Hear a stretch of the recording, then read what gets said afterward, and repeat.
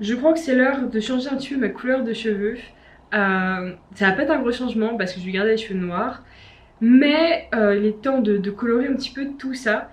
La dernière fois que je suis allée chez le coiffeur, euh, je crois que c'était le 22 décembre, si je me trompe pas. Et c'était pour passer des cheveux gris aux cheveux noirs, donc un gros changement capillaire, un peu d'un extrême à l'autre. Et là je vais garder les cheveux noirs, donc je vais pas me décolorer pour les cheveux parce que franchement les cheveux gris, enfin sachant que j'ai une base de cheveux très foncés, je suis brune très foncée, quasiment noire de base au naturel.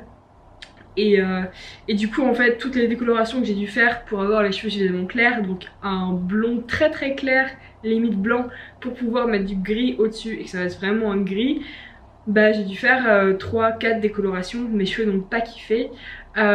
Sachant qu'en plus j'ai fait ça pendant ma prep, donc déficit calorique, bref, mes cheveux c'était n'importe quoi, enfin, j'ai grave les cheveux cassants, j'en ai perdu beaucoup, donc ça a vraiment vraiment abîmé mes cheveux.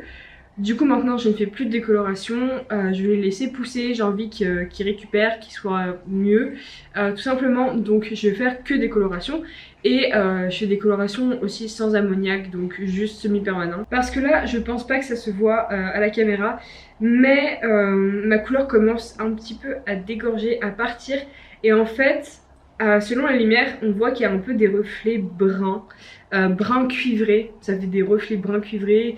Et ouais, au soleil, enfin, ça fait plus brun foncé que noir.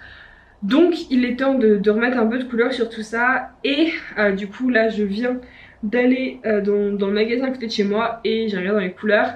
Parce qu'en fait, ce que je veux, c'est un noir bleuté. Donc, un noir qui soit un petit peu, enfin, qui tende un peu plus vers le bleu, avec des reflets un peu bleus.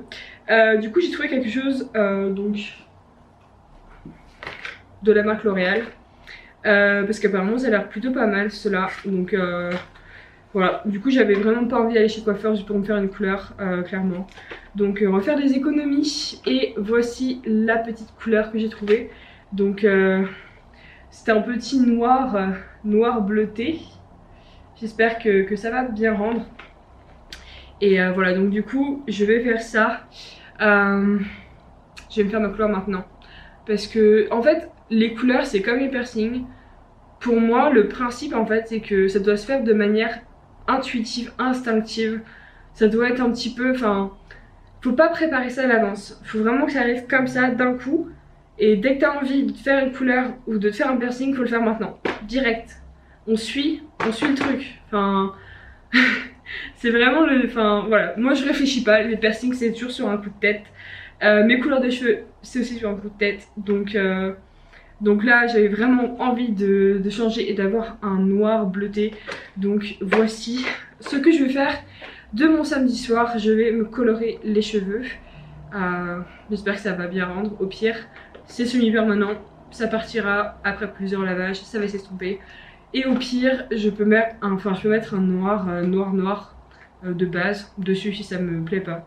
Mais je pense que ça va me plaire. Donc on va voir ça de suite, c'est parti. Si jamais vous vous demandez à quoi je ressemble avec les cheveux courts et une crête bleue, et bien voilà, voilà le résultat.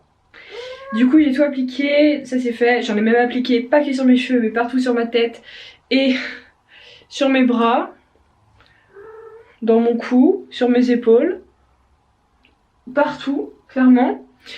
Et ma salle de bain, bah, est dégueu, plein de bleu, de couleurs partout. Regardez-moi ça. Voilà, magnifique, il y a du bleu partout. Mais bon, c'est fait. Il reste plus qu'à voir le résultat que je vous montrerai du coup demain parce que là il fait nuit donc vous n'allez pas voir la vraie couleur. Mais je vous montrerai ça demain matin. Là je vais laisser poser, prendre mon petit snack de l'après-midi, enfin après-midi, il est 19h, mais tout va bien. Moi je viens un petit peu en décalé. Et après je vais laver tout ça, le sécher les cheveux et je vous montrerai ça du coup demain matin avec la lumière du jour. Voici le résultat. Donc nous avons exactement le résultat que je voulais, donc un noir. Et je pense pas que ça se voit à la caméra, mais il y a un petit peu des reflets bleutés.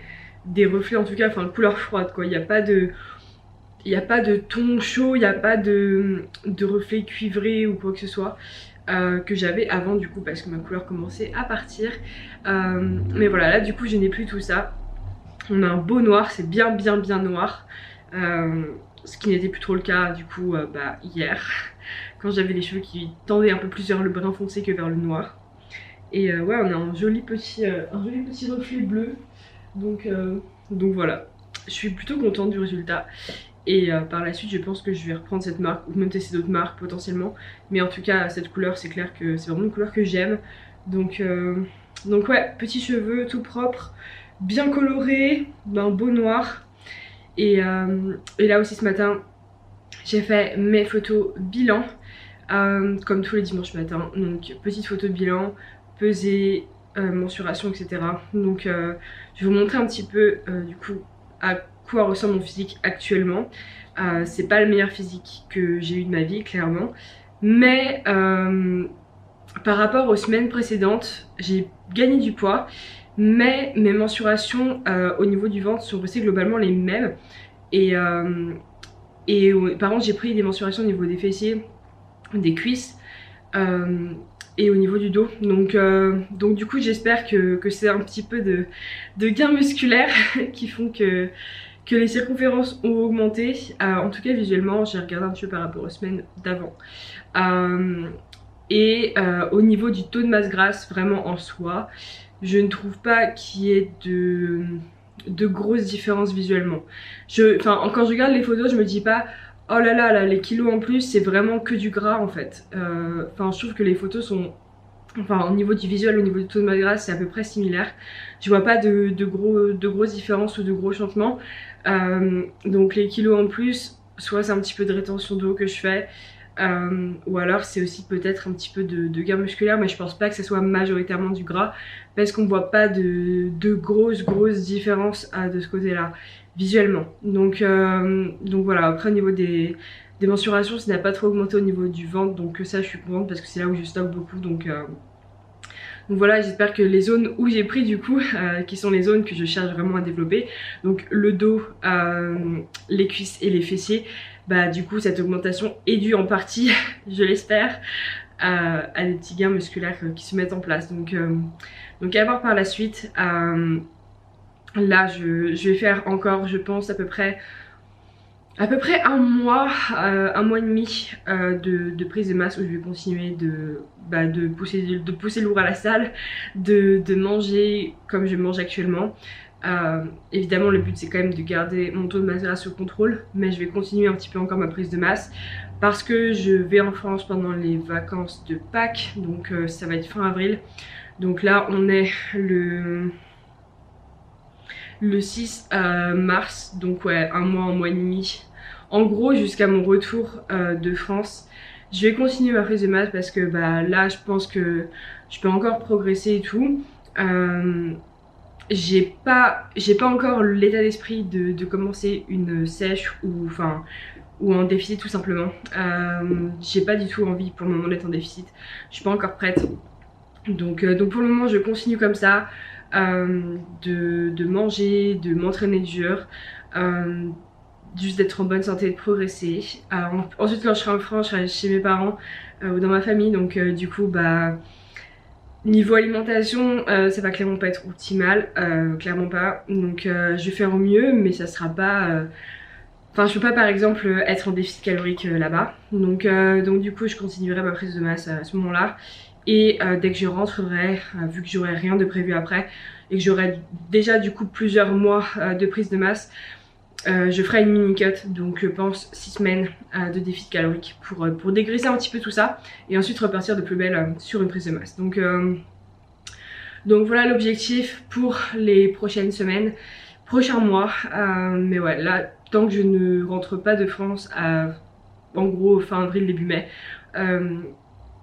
je ne fais pas de déficit tout simplement parce que je ne suis pas prête du tout. Donc et ça ce serait pas forcément top si je faisais un déficit maintenant parce que j'aurais pas vraiment accumulé beaucoup de semaines de prise de masse et du coup aller en France à la fin du déficit ou juste après c'est pas une bonne idée non plus parce que je vais pas pouvoir gérer mon alimentation forcément comme je veux là-bas et en tout cas pas de manière optimale et du coup je pourrais potentiellement reprendre du gras un peu trop rapidement à la fin du déficit, si c'est à la fin du déficit, ou alors je pourrais tout simplement vraiment avoir du mal à bien tenir mon déficit calorique là-bas. Donc ça rendrait les choses plus difficiles qu'elles devraient l'être. Donc autant attendre mon retour en France, mon retour de France pardon, pour commencer à faire une petite mini cut, un petit dégraissage. Donc ouais, c'est ce que je compte faire et je pense que c'est la meilleure manière de faire les choses. Surtout que après, du coup, je pense que je serai mentalement prête à faire un déficit que je ne suis pas pour le moment. Donc voilà. Maintenant, je vais bosser sur mes coachings. Je vais faire mes bilans de coaching. Je vais faire une partie en tout cas. Maintenant, ensuite, j'irai à la salle en fin d'après-midi, je pense. Ou alors en soirée, ça dépend comment je le sens. Donc là, coaching à fond. Ensuite, je fais un petit balade sûrement. Soit je fais salle après, soit recoaching et ensuite salle, on verra. Mais ouais, du coup là, ce matin, normalement j'y vais le matin à la salle. Mais là, je me suis réveillée beaucoup plus tard. J'ai dormi 10h20 cette nuit parce que je suis extrêmement fatiguée. Cette semaine, j'étais quasiment tout le temps en manque de sommeil, donc ça s'est accumulé. Et là, hier, j'ai fait bon, tant pis, j'ai pas de réveil, je dors juste autant que j'ai besoin. Et j'ai dormi 10h22 et je me suis réveillée vers 10h et quelques ce matin. Donc ouais, du coup je me suis dit bon bah tant pis, j'irai à la salle plus tard dans la soirée. C'est juste un upper, donc pas forcément besoin d'être à fond dès le matin pour m'entraîner.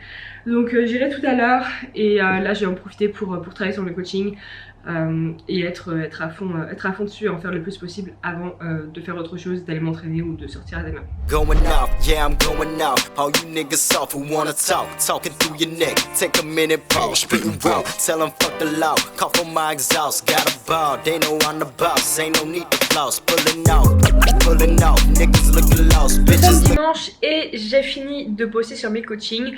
Donc là, il est 17h, donc je vais m'apprêter à aller à la salle pour faire mon petit upper 3. Donc la dernière fois en fait j'avais filmé ma séance et les choses ont mal tourné, c'est-à-dire que le dernier exo j'ai filmé pendant 20 minutes parce que j'ai oublié d'éteindre mon appareil photo parce qu'il y avait ma pote qui est arrivée à ce moment-là et on a parlé pendant 20 minutes et j'ai complètement oublié d'éteindre mon appareil photo.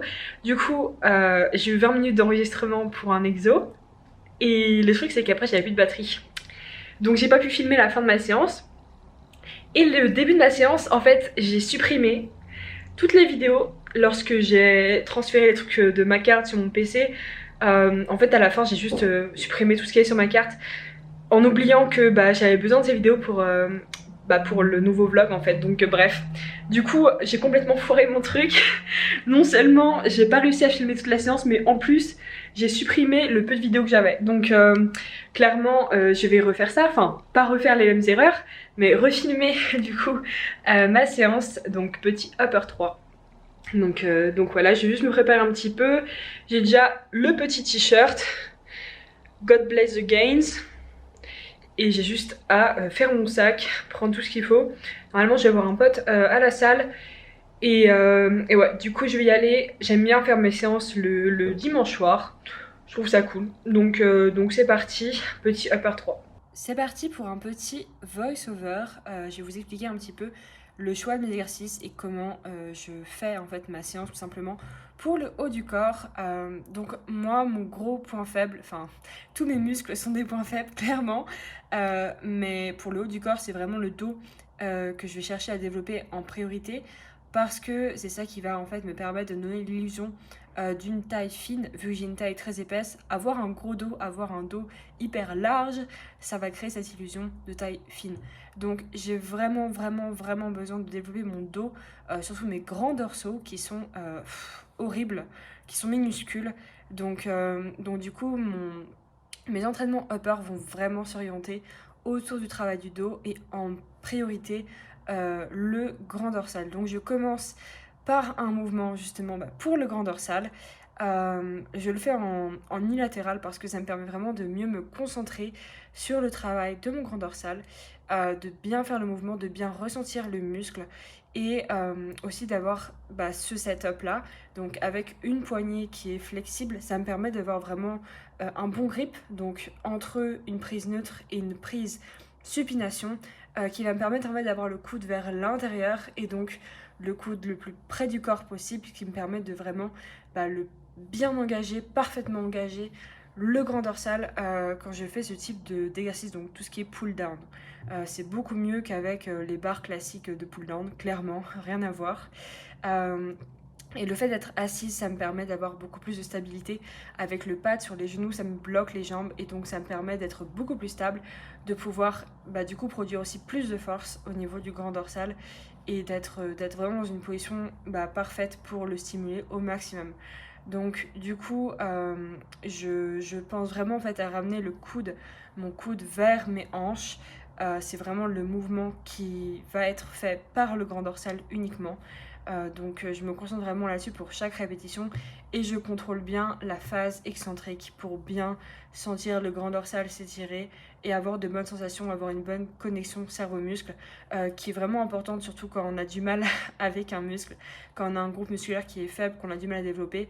Le sentir, ça aide quand même pas mal justement à le développer parce qu'en fait on peut s'assurer qu'on l'utilise au mieux pendant l'exo. Ensuite, je suis passée sur un high cable row. Donc cet exercice-là, avec le cap qui est un petit peu en hauteur, ça permet de vraiment bien engager et travailler les fibres qui sont plutôt en bas du grand dorsal. Donc la partie basse du grand dorsal, les fibres qui sont autour des hanches. Donc avec la trajectoire du câble, le câble qui est en hauteur, ça permet en fait de vraiment s'aligner, le câble est aligné avec la direction des fibres musculaires en bas du grand dorsal, dans la partie basse, et du coup ça permet vraiment de les travailler de manière optimale et donc de mettre un peu plus l'accent sur cette partie-là du grand dorsal. Le pull down précédemment va vraiment développer en majorité vraiment la plus grande partie du grand dorsal.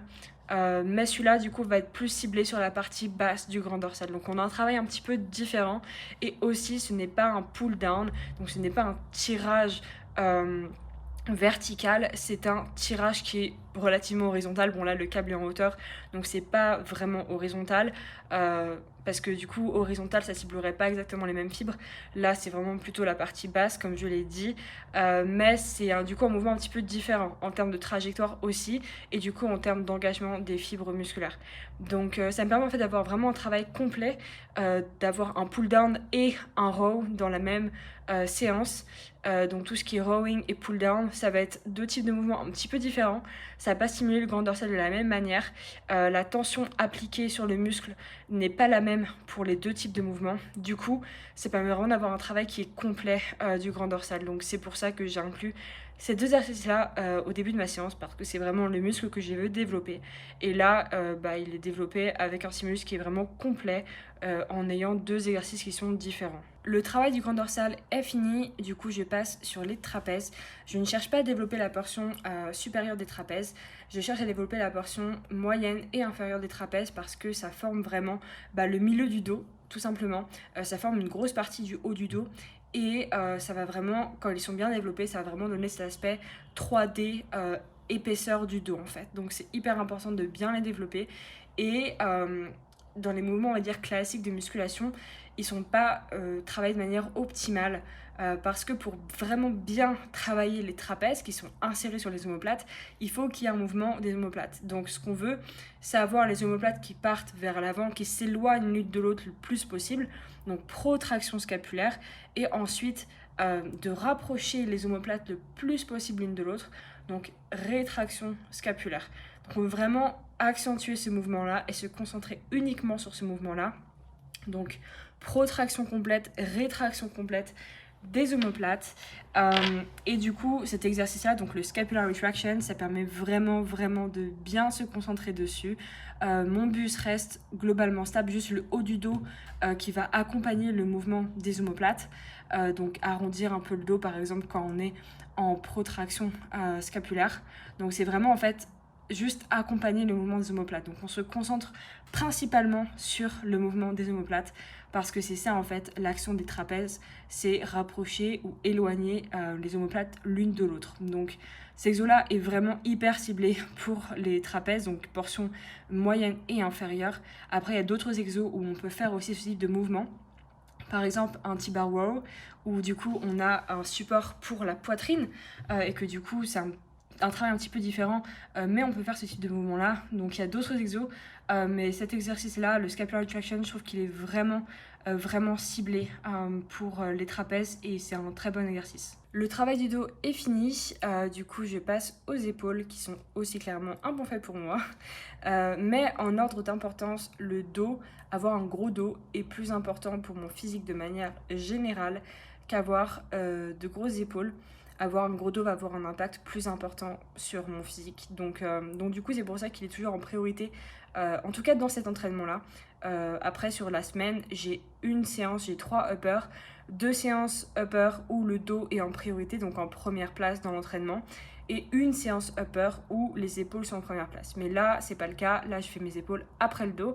Donc, on commence avec un shoulder press. Une bonne machine, celle-ci. Franchement, elle est bien. Je l'utilise quand même pas mal. Je la fais du coup 2 fois par semaine et une fois, je le fais avec les haltères. Donc là, il y a vraiment l'élément de stabilité qui est vachement intéressant pour justement vraiment produire un maximum de force.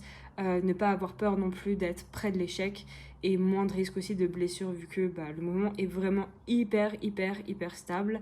Donc voilà, un petit shoulder press pour développer surtout la partie antérieure des deltoïdes.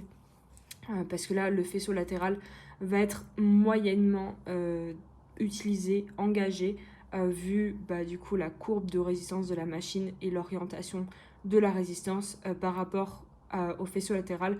C'est clairement pas optimal. Là, ça va vraiment être le faisceau antérieur du deltoïde qui va être travaillé pour cet exercice-là. Je fais après du lateral raises, donc là avec la machine, parce que c'est une très bonne machine. J'aime beaucoup cette machine, je trouve qu'elle est très bien faite. Du coup, je le fais à la machine pour travailler évidemment le faisceau latéral des deltoïdes. Donc ça, c'est hyper important aussi pour moi parce que c'est vraiment, il est sous-développé comme jamais, mon faisceau latéral. Pourtant, je le travaille beaucoup et je le travaille bien, etc. Je choisis bien les exos. Je m'applique beaucoup dessus, mais je sais pas, ils ne veulent pas pousser, c'est vraiment un gros souci pour moi. Donc là, du coup, je le fais avec cette machine-là, comme j'ai dit, qui est très bien. Pour le développer au mieux, prions pour que quelques gains en résultent. mais ouais, c'est vraiment une partie qui est difficile pour moi à développer. Mes épaules sont, comme j'ai dit, un bon point faible. Donc ouais, je fais vraiment l'accent dessus et j'espère que cette machine va m'aider un petit peu pour le développement de mes épaules. On finit en beauté avec un peu de biceps et de triceps, donc juste un biceps curl normal avec des haltères. Donc pareil, toujours avoir aussi une amplitude complète parce que je vois beaucoup trop de gens qui n'ont pas du tout une amplitude complète au biceps curls. Donc vraiment faire attention à ça, garder les bras bien le long du corps. Ne pas bouger trop les bras, ne pas céder du corps, ne pas tricher avec le momentum.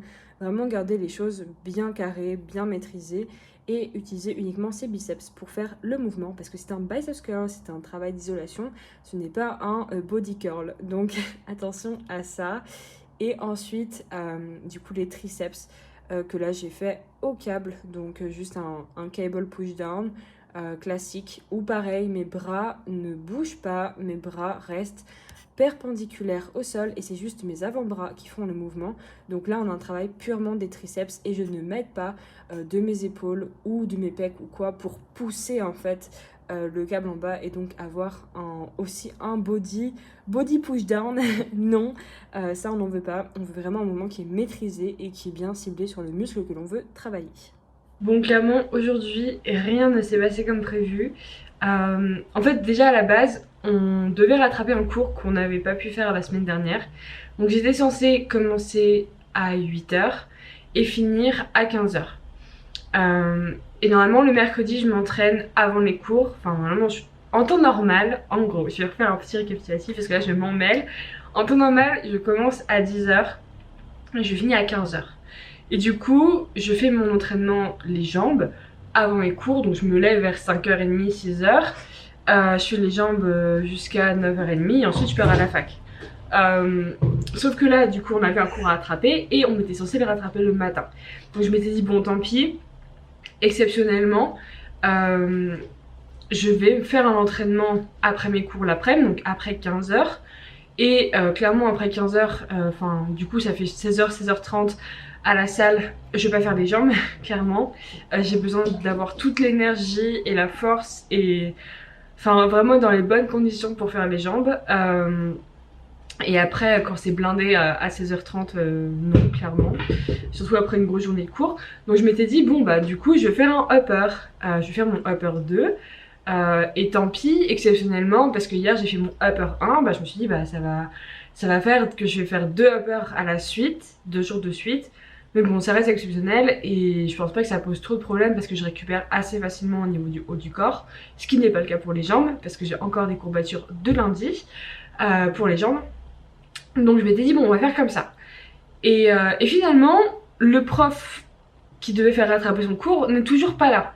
Donc du coup, j'ai eu cours que de 10h à 12h. Je m'étais dit du coup, bah super, je vais dormir le matin, je vais dormir jusqu'à 9h, je vais faire une bonne grosse nuit, je vais aller en cours, ensuite je mange et je pars à la salle. Comme ça, il sera relativement tôt pour faire les jambes et j'aurai bien dormi. Donc c'est ce que j'ai fait, j'ai dormi à peu près 10h, donc une grosse nuit. Je me suis réveillée encore fatiguée, je suis allée en cours et je suis revenue des cours, j'ai mangé et là j'étais vraiment exténuée, j'ai senti vraiment une grosse fatigue. Pas d'énergie, pas du tout, pas envie de m'entraîner. En plus, c'est un temps mais absolument horrible. Il pleut des cordes, il fait tout gris, enfin c'est vraiment un temps de merde. Et du coup, ouais, je suis arrivée chez moi, j'étais en mode mais comment je peux avoir là l'énergie de m'entraîner, enfin surtout pour faire les jambes. En ce moment, mes entraînements sont très difficiles, enfin vraiment surtout les jambes, je suis mais KO à chaque fois. Et pendant mes entraînements, j'en chie, mais comme pas possible en fait. C'est vraiment des entraînements qui sont très très durs en ce moment. Je sais pas trop pourquoi, mais vraiment, ils me défoncent quoi. Enfin, dès le début, je pense que c'est aussi parce que j'arrive à un moment où, bah, enfin, niveau charge et tout, niveau intensité, c'est haut et que du coup, c'est dur à encaisser. Mais là, les 2 derniers entraînements jambes que j'ai fait, franchement, ils étaient très difficiles. Donc là du coup, quand je me suis posée et que j'ai mangé et que je me suis dit bon allez maintenant je vais partir à la salle, j'étais en mode mais là franchement je ne suis pas du tout dans le mood d'aller m'entraîner, de me pousser à fond, de vraiment m'entraîner dur pour une séance jambes parce que je me sentais mais exténuée et pas du tout dans l'état d'esprit pour m'entraîner, pour me pousser. Donc du coup finalement je suis pas allée m'entraîner. Donc aujourd'hui c'est mon jour de repos, ce qui n'était pas prévu, je pensais le faire plutôt vendredi. Mais aujourd'hui c'est mon jour de repos du coup. Et là je suis allée faire une sieste. Enfin je fais jamais de sieste. Jamais de sieste.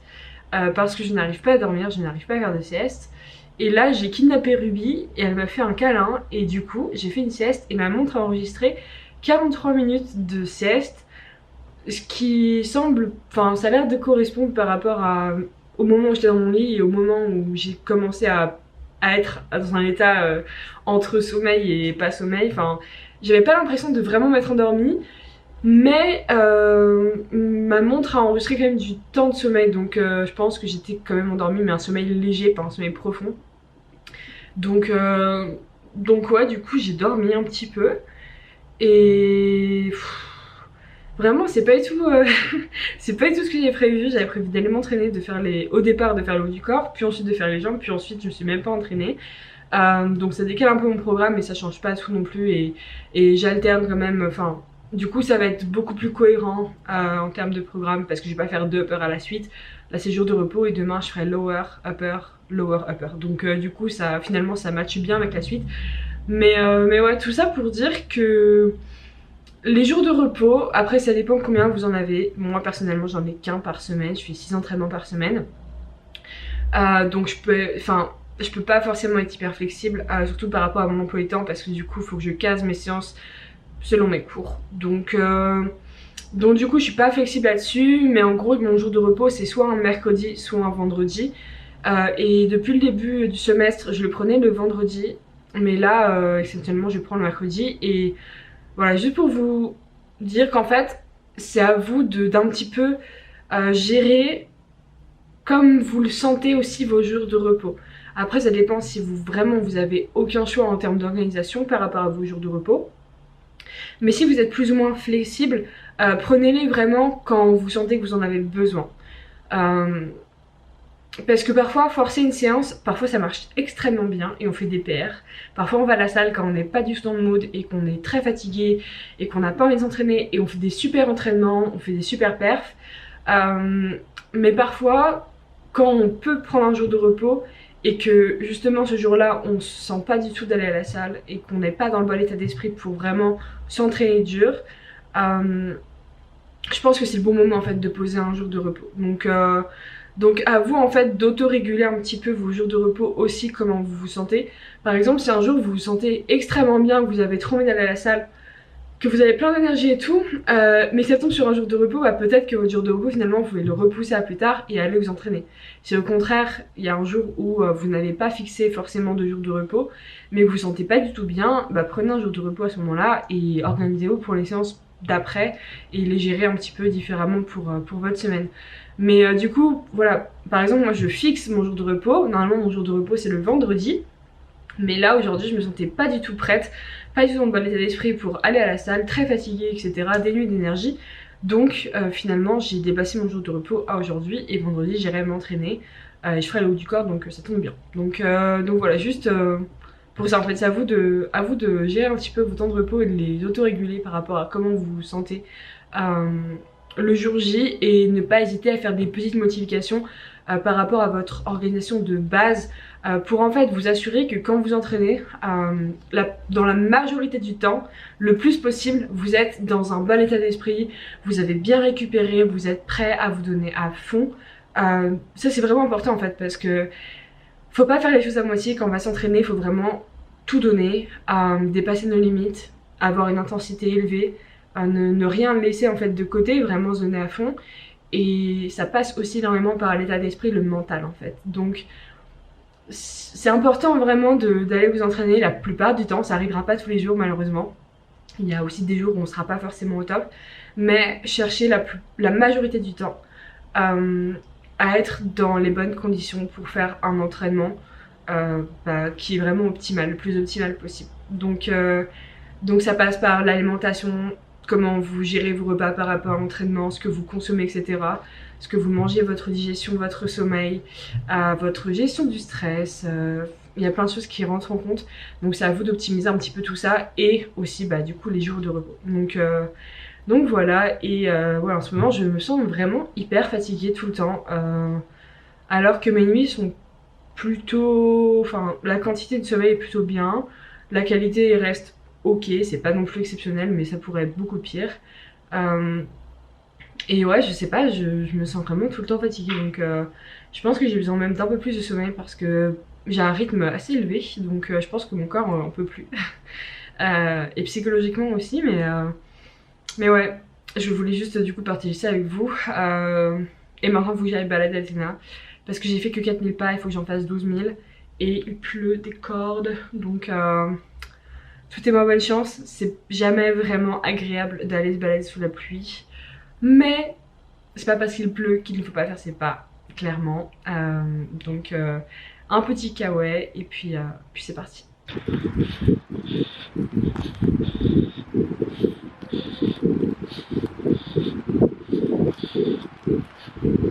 Ça va relativement mieux, donc là je vais partir à la salle pour faire mon lower 2. Donc c'est une bonne chance parce que je pense que je vais quand même en chier. Mais j'ai préparé un petit pré-workout pour me donner un petit boost de caféine qui va être clairement nécessaire parce que oui ça va mieux mais je me sens quand même fatiguée. Donc petite caféine qui va faire du bien et au menu du jour, hack squat. My bag, tryna see how much it costs. Fuck you thought, ain't no time for diggers, quick to cut them off. Get a salt, make them bitches walk and let them niggas talk. First of all, never fuck with y'all, let's get that across. All my niggas winning over here, the bitches off the wall, I'm